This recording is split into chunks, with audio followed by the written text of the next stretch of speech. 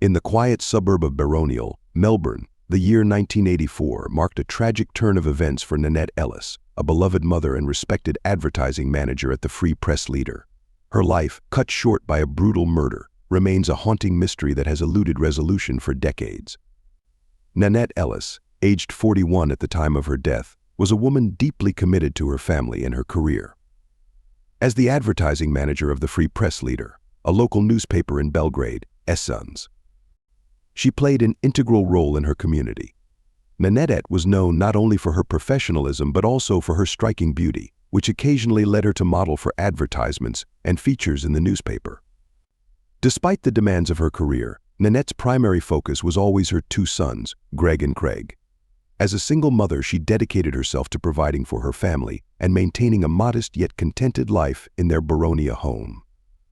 Her routine included aerobics classes, occasional outings with colleagues, and nurturing a quiet existence that centered on her sons.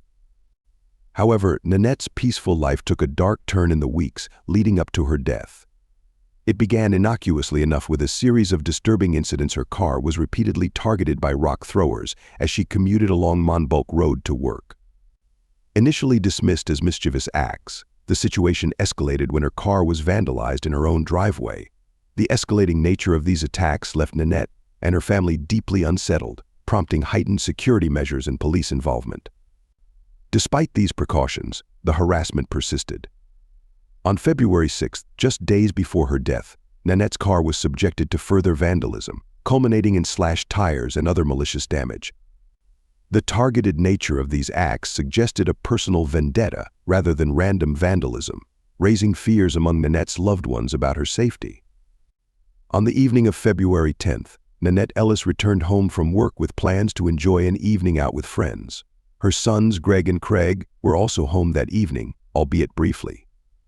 Greg, returning from a friend's house, discovered a scene of horror upon entering their Baronia home. Bloodstains and clumps of hair littered the hallway, leading him to find his mother's lifeless body on the concrete ramp near the laundry. Nanette had been brutally attacked and stabbed to death sometime between 5:15 p.m. and 6 p.m., a stark contrast to the quiet suburban life she had led just hours earlier. The speed and ferocity of the attack suggested careful planning and execution, leaving little doubt that Nanette had been targeted by her assailant. In the aftermath of Nanette's murder, Victoria Police launched an extensive investigation.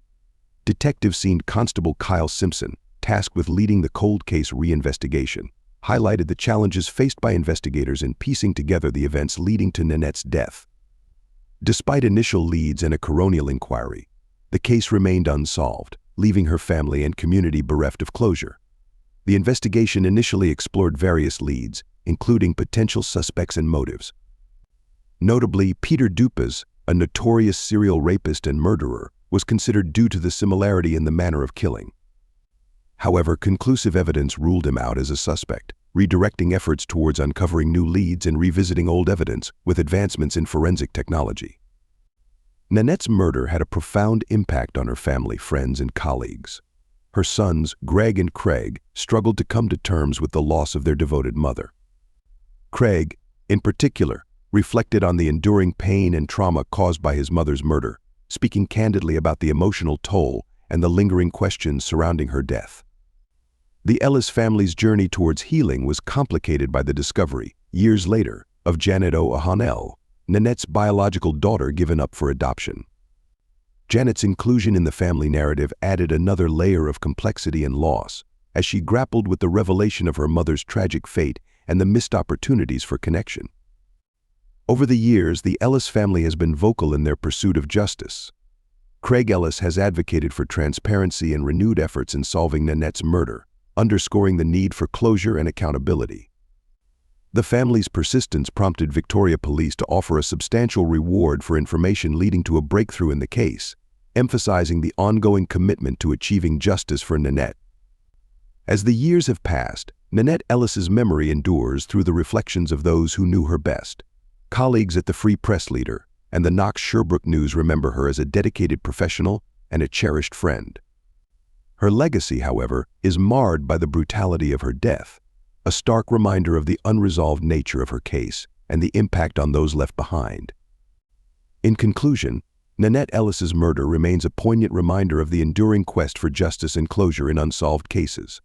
Her story resonates not only as a tragedy of personal loss, but also as a testament to the resilience of her family and the community that continues to seek answers. Until the day her killer is brought to justice, Nanette's memory will live on, a beacon of hope for resolution and healing in the face of profound grief and unanswered questions.